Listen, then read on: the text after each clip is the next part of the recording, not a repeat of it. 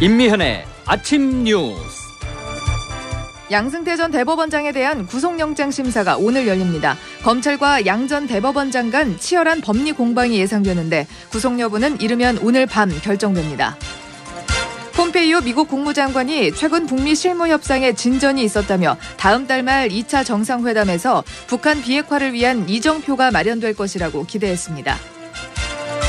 미국이 방위비 분담금을 10억 달러, 우리 돈 1조 1,300억 원에 협상 유효기간도 1년으로 하자고 요구했습니다.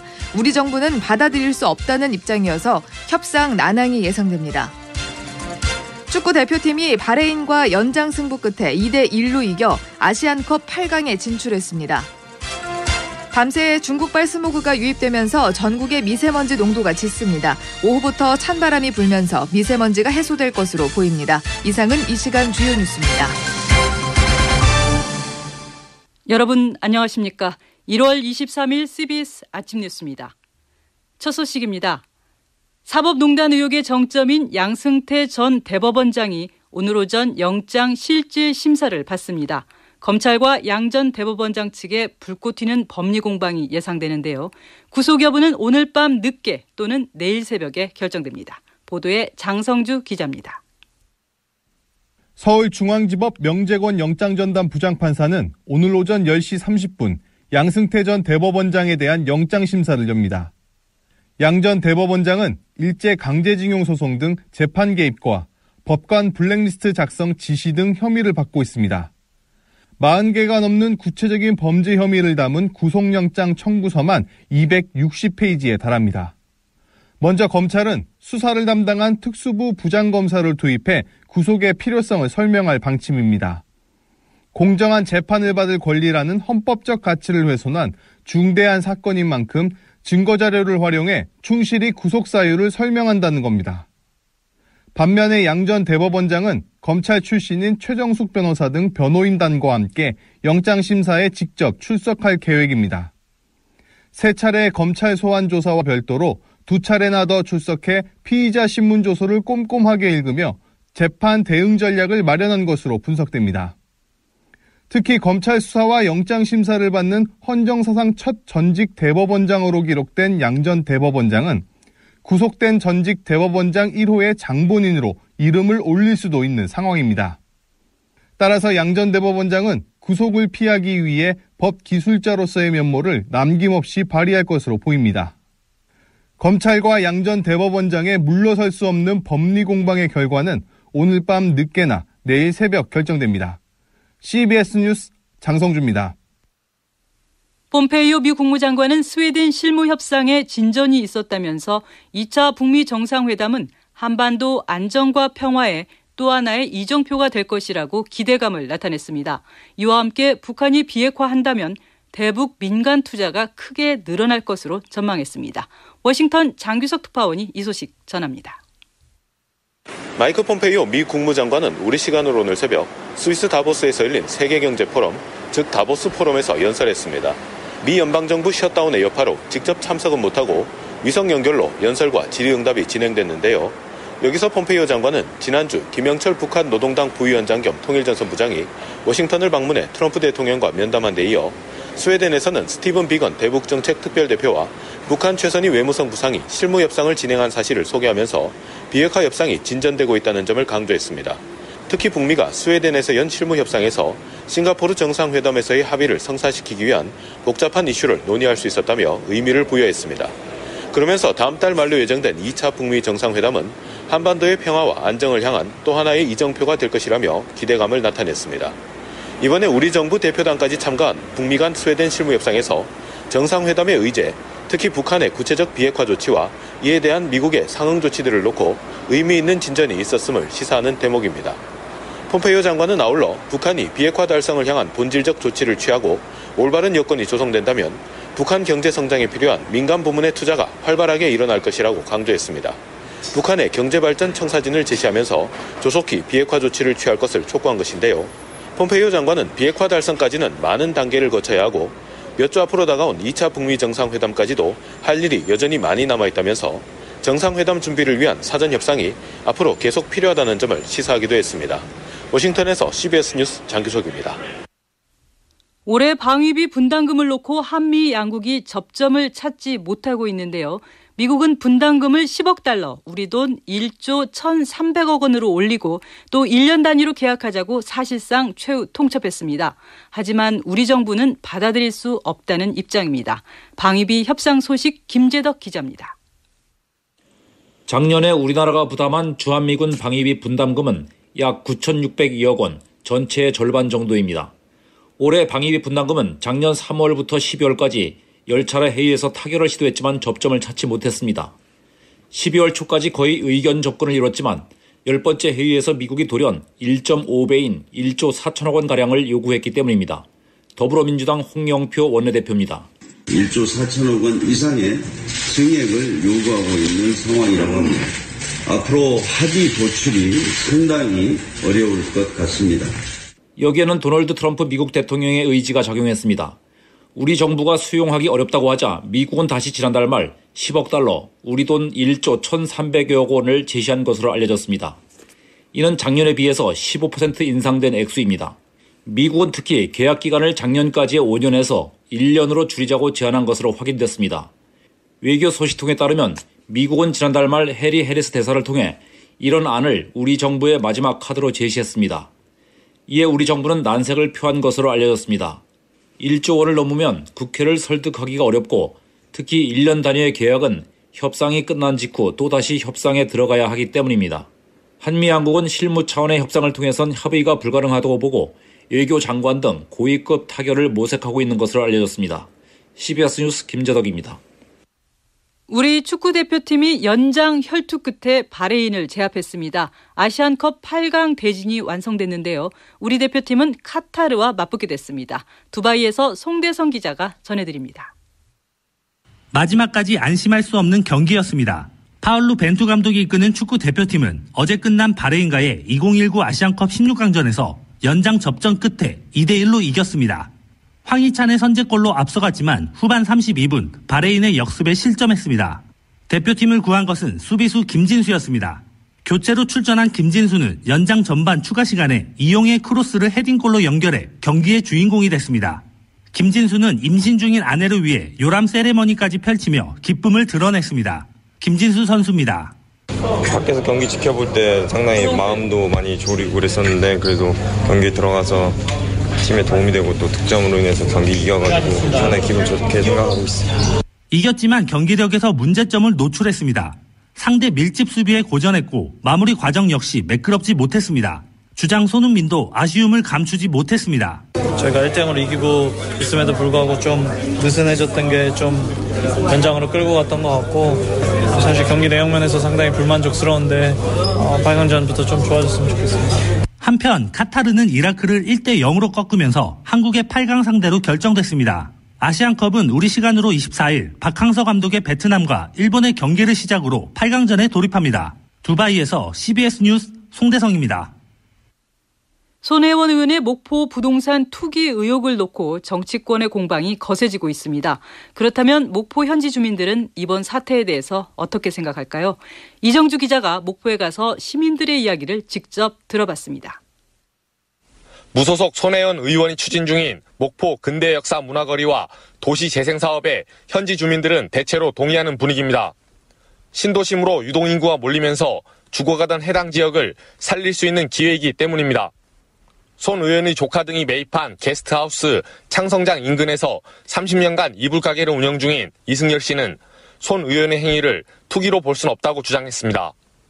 재생사업을 해가지고 한번 좋게 해줘야 됐구나. 그런 뜻을 했지. 손혜원 씨도 돈을 벌려고 마음먹으면 서울 강남에다 투자하고 다른 데 투자해야지. 55살 구두수송공 김모 씨는 외부인들의 건물 매입엔 부정적이면서도 구도심 살리기엔 우호적인 입장을 보였습니다. 한 60, 70%가 좋게 생각하고 있더만요. 그러니까 나쁘게 생각한 사람이 투기를 해가지고. 일각에선 도시재생사업의 순수성을 위해서라도 손 의원이 직접 건물을 구입하는 것은 자제했어야 한다는 비판도 나옵니다. 목포 대이동 주민 장모 씨입니다. 목포 살리려고 정작 자기가 그런 의도를 가졌으면은 목포 시민들 자문도 받고 문화재 제기도 해야지 왜 자기 앞으로 했느냐 그 말이요. 응? 문제가. 한국당 지도부가 어제 목포를 방문해 손 의원을 향한 공세를 이어간 가운데 이에 맞서 손 의원도 오늘 오후 목포에서 기자회견을 열겠다고 밝혀 공방전이 가열될 것으로 보입니다. CBS 뉴스 이정주입니다. 구조동물 안락사 의혹으로 논란에 휩싸인 케어 박소연 대표가 과거 소형견 10여 마리를 한꺼번에 안락사하려 했다는 전직 직원들의 증언이 나왔습니다. 이 소식은 김재환 기자가 전해드립니다. 전직 직원들에 따르면 2010년 말 케어 박소연 대표는 구조한 지 얼마 안 된 소형견들을 때로 안락사하려 했습니다. 모두 코카스파니엘 12마리, 경기도 남양주의 한 개농장에서 구조됐습니다. 케어의 전신, 동물사랑실천협회 전직 간부들은 박 대표가 개들 상태가 안 좋으니 안락사를 하자 했다고 취재진에게 당시 이를 설명했습니다. 전직 직원들입니다. 회의를 할 때 구조된 애들을 입양 공고에 올리지 않고 견사체로 안락사했으면 좋겠다. 겨울을 나지 못한다. 추워서 쟤네들이 단모종이잖아요. 코카스파니엘 털이 짧잖아요. 겨울을 나지 못한다고 저한테 몇 번 얘기를 했어요. 박소연 대표는 변호인을 통해 이 같은 사실을 인정하면서도 힘겹게 겨울을 보낸 뒤에도 입양 가능성이 낮아 안락사될 것으로 보여 합리적이라고 생각했다는 취지로 해명했습니다. 반면 전직 직원들은 이런 해명이 표면적 이유일 뿐 실제로는 언제든 구조할 수 있다는 걸 보이려 견사의 여유 공간을 유지하기 위한 목적이 컸다고 의심했습니다. 견사를 비우고 싶은 거죠. 겨울을 나지 못할 거라는 구실로 보호소에 공간을 좀 확보해 놔야 건이 있을 때 가서 빨리 신속하게 다른 단체보다 먼저 구조를 해오는 거죠. 실제로 당시 직원들 반대가 거세 코카스파니엘들을 입양 공고했는데 보호 중 죽은 한 마리를 빼곤 다 분양됐습니다. CBS 뉴스 김재환입니다. 중국의 경제 성장세가 주춤하고 세계 경제 전반에도 먹구름이 끼면서 올해 우리 경제가 2%대 성장 유지도 힘들 것이란 우려가 나오고 있습니다. 이재준 기자가 보도합니다. 지난해 국내 총생산 GDP 성장률은 2.7%, 1년 전 3.1%에서 다시 2%대로 내려앉은 건 물론 6년 만에 최저치입니다. 홍남기 부총리 겸 기획재정부 장관입니다. 주요국의 성장세가 약화되고 있고 통상마찰 장기화 등 불확실성도 상당합니다. 경제 심리가 유치되고 있고 그간 견조했던 수출도 다소 둔화될 전망입니다. 실제로 국제통화기금 IMF는 올해와 내년 세계 경제 성장률 전망치를 최근 3.5%와 3.6%로 조정했습니다. 특히 우리나라로서는 중국 경제의 후퇴 조짐이 올해 큰 변수로 다가올 전망입니다. 지난해 중국의 성장률은 6.6%로 1990년 이후 28년 만에 최저치를 기록했고 올해 성장률 역시 이보다 더 떨어진 6.2%에 그칠 것으로 전망됩니다. 일단 정부는 올해 성장률 목표를 2.6에서 2.7%로 잡았지만 2%대 유지도 만만치 않다는 비관적 견해까지 나오고 있습니다. 숙명여대 경제학과 신세돈 교수입니다. 올해는 2.5가 매우 어려울 거라고 봐요. 일단은 수출이 금년 중에 마이너스에 들어간다고 봐요. 반도체 빼면 작년에 이미 마이너스였고요. 지난해 수출은 1년 전보다 4%, 민간 소비는 2.8% 증가했지만 설비 투자와 건설 투자는 각각 1.7%와 4% 감소했습니다. CBS 뉴스 이재준입니다. 국내 포털업계 1위 네이버가 인터넷 전문은행 사업 진출을 하지 않겠다고 하자 정부 여당이 무척 곤혹스러워하고 있습니다. 왜 그럴까요? 홍영선 기자가 그 이유를 설명합니다. 네이버는 많은 고민 끝에 제3인터넷은행 사업에 참여하지 않겠다는 공식 입장을 밝혔습니다. 이에 따라 오늘 열리는 인터넷은행 인가 심사 사업자 설명회에도 참여하지 않습니다. 탄탄한 자본력과 인프라를 갖춘 네이버가 인터넷 은행 시장에 진출할 경우 카카오뱅크 못지않은 성과를 낼 가능성이 높을 것이라는 평가를 받아왔습니다. 네이버도 지난해 인터넷 전문은행 특례법 통과 후 신규 인터넷 전문은행 참여를 긍정적으로 검토했지만 막판 고심 끝에 불참 결정을 한 겁니다. 인터파크와 NHN 엔터테인먼트도 불참 의사를 밝히며 최대 2개 업체의 예비인가를 주려던 금융당국의 계획은 차질이 빚어졌습니다. 인터넷은행 특례법 통과에 열을 쏟던 금융위원회와 여당은 다소 머쓱해졌습니다. 하지만 금융당국은 사업설명회에 30개 이상의 업체가 참가한다며 제3인터넷은행의 성공 여부는 뚜껑을 열어봐야 한다고 밝혔습니다. 뚜껑을 열어봐야 되는데 지금 30개 정도 업체가 관심을 보인다는 거는 적어도 두 그룹은 나오는 거잖아요. 여당 일각에서는 대통령까지 나서서 특례법을 통과시켰는데 네이버가 들어오지 않으면 말짱 꽝이 아니냐는 지적도 나옵니다. CBS 뉴스 홍능선입니다. 다음은 간추린 소식을 서현미 아나운서가 전해드립니다. 미국이 17일 한미 워킹그룹 화상회의에서 한국 정부의 타미플루 전달 등 대북 인도적 지원에 대해서 돌연 유보적 입장을 보인 것으로 알려졌습니다. 미국 측은 지난해 12월 워킹그룹 회의에서 독감 치료제인 타미플루의 대북 지원에 찬성했으나 한 달 만에 태도를 바꾼 것입니다. 지난해 성폭력 사실이 확인돼 여자 실업축구 경주 한국수력원자력 감독에서 퇴출당한 하금진 전 감독이 16세 이하 여자 대표팀 감독 시절에도 비슷한 전력으로 해임당한 것으로 드러났습니다.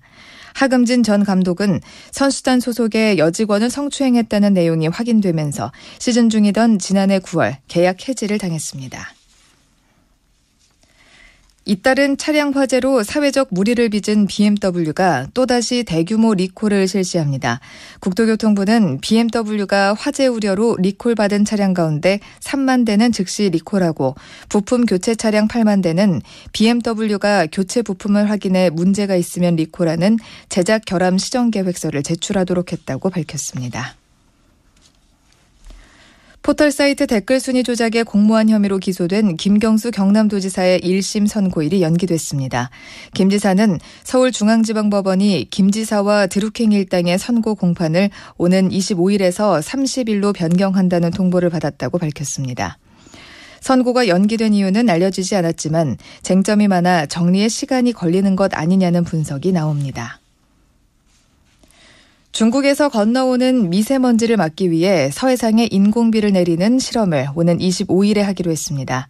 기상청의 이러한 방침은 문재인 대통령이 미세먼지 특단 대책을 주문하며 인공 강우와 고압 분사 등 새로운 방안도 연구 개발해야 한다고 말한 데 따른 것입니다. 이순신 장군상, 세종대왕상 이전 논란이 불거지면서 재검토에 들어간 서울시 광화문 광장 재소정 설계도는 이르면 오는 7월에 확정될 예정입니다. 서울시 관계자는 시 관계자와 전문가, 일반 시민들의 토론을 거쳐 상반기 안에는 공론화 과정을 마무리 지을 계획이라고 밝혔습니다. 광화문 광장 설계도에 대한 재검토 토론은 오는 25일 180명이 모이는 광화문 시민위원회 정기총회에서 시작됩니다. 지금까지 간추린 소식이었습니다.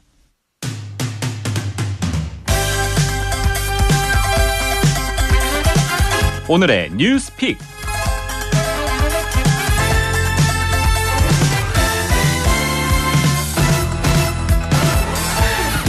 수요일 한반도 리뷰 시간입니다. 오늘 또 홍재표 기자 나와 있습니다. 어서 오세요. 네. 홍 기자, 오늘은 어떤 주제로 이야기해 볼까요? 네. 북미 양측의 합의대로라면 2차 북미 정상회담 앞으로 한 달가량 이제 남은 셈입니다. 네. 연초부터 숨가쁘게 이루어지고 있는 비핵화 협상의 이제 막전 막후를 살펴보면서 중간 점검을 해보려고 합니다. 네, 북미 간의 비핵화 협상 한동안 소강 국면을 보였는데 다시 급진전되는 느낌인데요. 네. 그 배경이 뭡니까? 간단히 말씀드리면 이제 남북미 3개국의 이해관계가 일치하기 때문입니다. 네, 이해관계가 일치한다. 그 공통적인 사정이라는 게 뭐가 있을까요? 네. 우선 북한으로서는 더 이상 시간을 끄는 게 이제 유리하지가 않은 상황이 됐습니다. 네. 경제 건설을 우선하기로 했기 때문에 제재 완화가 절실한 문제가 됐습니다.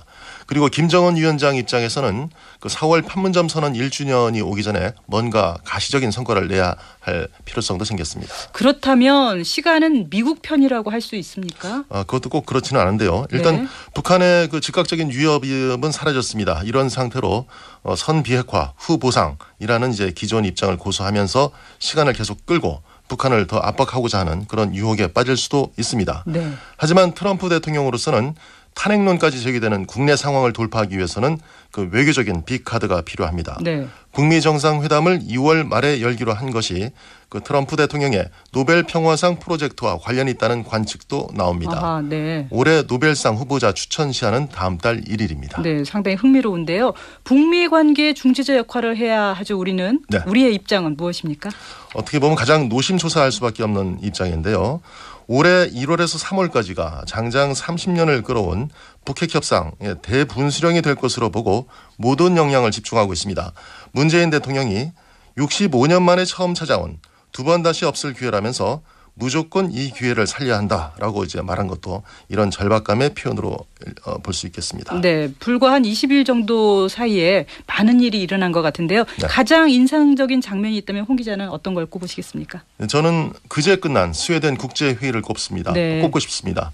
회의 자체는 특별하지 않은데요. 그 스웨덴 민간 싱크탱크가 수시로 개최해온 1.5트랙 그러니까 이제 반관 반민 성격의 회의입니다. 네. 그런데 특별하게 결과가 발표된 것은 없습니다. 그런데도 이번 회의가 중요한 이유 무엇일까요? 무엇보다도 협상의 불씨를 살려냈다는 점에서입니다. 고위급 회담에 의해서 실무회담을 잇따라 여는 모양새가 됐습니다. 노규덕 외교부 대변인의 평가 내용을 들어보시겠습니다. 최근 북미 고위급 회담에 이어 북미 간 실무 차원에서도 대화가 이루어지는 등 북미 대화의 모멘텀이 더욱 강화된 만큼 이를 바탕으로 2차 북미 정상회담이 성사되고 완전한 비핵화 관련 실질적 진전이 이루어지기를 기대합니다. 그런데 북미 고위급 회담은 워싱턴에서 했죠. 그리고 그렇습니다. 후속 회담은 스웨덴에서 했습니다. 이렇게 서로 나눠서 하는 특별한 이유가 있을까요? 네네. 그 스웨덴 회의는 워싱턴 고위급 회담 일정이 정해지기 훨씬 전부터 예정된 행사였습니다. 우연히 시점이 맞아떨어졌을 뿐입니다. 우연이다. 네. 그 밖에도 이번 회의는 많은 것들이 비공개되면서 이해하기 어려운 부분들이 있거든요. 네, 그런 점들이 좀 있습니다. 북측 참석자 최선희 외무성 부상은 지난 17일에 그 중국 베이징에서 스웨덴행 비행기에 오르기 직전까지도 행선지를 알 수가 없었습니다. 네네. 그리고 미국 측 참석자 스티븐 비건 국무부 대북 특별대표가 스웨덴 회의에 참석할지 여부도 불확실했습니다. 최 부상이 스톡홀름에 가 있는 시점에는 비건 대표는 워싱턴에 있었습니다. 그렇죠. 그리고 일부 언론은 비건과 최선희 만남이 이번에도 불발될 것이라고 보도하기도 했었습니다. 하지만 최 부상이 스웨덴으로 간 사실이 확인되자 비건과 그리고 우리 측 대표가 급히 합류했습니다. 북한이 이 회의 참석에 원래 소극적이었기 때문에 그 성사 여부가 막판까지 불투명했던 것입니다. 네, 최선희 부상은 왜 그런 연막 작전을 폈을까요? 일단 북한 인사들은 동선이 드러나는 것을 기피하는 현상이 경향들이 많고요. 그리고 최 부상은 이번에 그 고위급 회담과 스웨덴 회의 참석을 놓고 막판까지 저울질한 것으로 보입니다. 그런데 최 부상이 고위급 회담 내용을 정확하게 잘 모르기 때문에 후속 협상이 제대로 이루어질 수 있을까 이런 의문도 들기도 하는데 회의 결과가 특별히 나오지 않은 그것도 이런 이유 때문일까요? 그렇게 볼 수도 있을 수 있습니다. 그 외무성 소속인 그 최 부상은 그 통일전선부 중심의 대미 협상 라인에서 다소 비껴나 있는 것은 사실인 것 같습니다. 네. 전문가들의 중론입니다. 그럼 추가 협상이 필요할 텐데 다시 만난다 이 약속은 아예 한 겁니까? 그렇지는 않습니다. 추회동 일정 역시도 공개되지는 않았습니다. 다만 북측이 이번에 남북미 3자 대면에 응한 것으로 보면 앞으로도 나오지 않을 이유는 없을 것으로 보입니다. 그렇다면 북한으로서는 대미 협상의 축이 통전부에서 외무성으로 옮겨간다 이겁니까?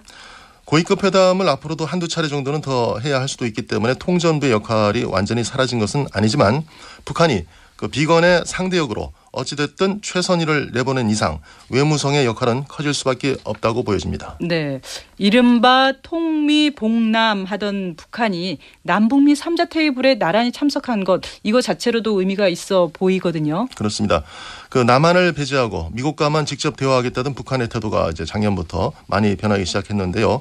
이와 관련해서 정세현 전 통일부 장관이 재밌는 얘기를 하기도 했습니다. 네. 과거 회담 때는 그 담벼락 밑에서 기다리고 있다가 미국 대표에게 회담 결과를 귀동냥하던 서글픈 시절이 있었다. 뭐 이런 식으로 말을 했습니다. 네네. 일각에선 북한이 오히려 남한을 이용하고 있다고 비판적인 시각을 갖기도 하지만 한국의 중재자 역할이 커지고 있다는 것은 부인할 수 없는 현실인 것 같습니다. 네, 오늘은 여기까지 듣겠습니다. 지금까지 홍재표 기자였습니다.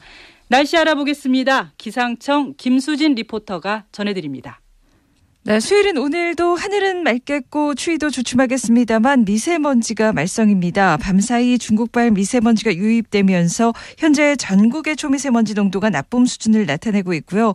특히 중서부와 호남, 경북권에서는 오늘 오전 중에 매우 나쁨 수준까지 치솟는 곳도 있어서 각별한 주의가 필요하겠습니다. 다만 오늘 늦은 오후부터 북서쪽에 찬바람이 불어오기 시작하면서 중서부 지역부터 차츰 미세먼지가 해소될 것으로 보이고요. 밤부터는 날씨가 부쩍 추워지겠습니다. 현재 서울의 아침 기온은 영하 0.7도로 어제보다 조금 더 높은 상태고 한낮 기온도 서울과 원주 6도, 대전 10도, 광주와 대구 11도의 분포로 오늘 낮까지는 평년 기온을 다소 웃돌아서 크게 춥지 않겠습니다. 다만 밤부터 기온이 뚝 떨어지고 찬바람이 강하게 불면서 예년 수준의 겨울 추위가 찾아오겠는데요. 내일 아침 철원이 영하 13도, 서울 영하 6도까지 떨어지겠고 이번 주말 주일까지도 비슷한 수준의 추위가 지속되겠습니다. 날씨였습니다. 1월 23일 아침 뉴스를 마칩니다. 고맙습니다.